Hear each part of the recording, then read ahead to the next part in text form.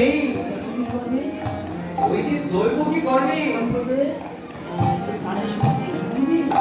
অষ্টম গর্ভে যে সন্তান জন্ম নিলে তোর প্রাণ বিনাশ করলাম, সেই তো আমি।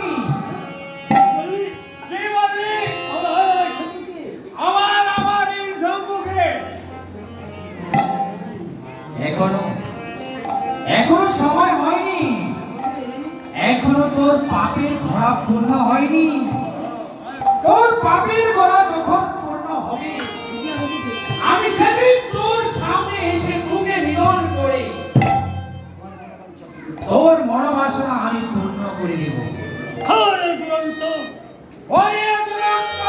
একবার আমার সামনে মিলন করে আমি শান্তি লাভ করবো। হ্যাঁ, যেদিন তুই চির শান্তি লাভ করবি সেদিন পাবি কোথায়? এই রাজভবনে এক নাবালক শিশু, যেই শিশুদের তুই নিধন করেছিস তাদের তুল্য এক অবুঝ শিশুর হাতে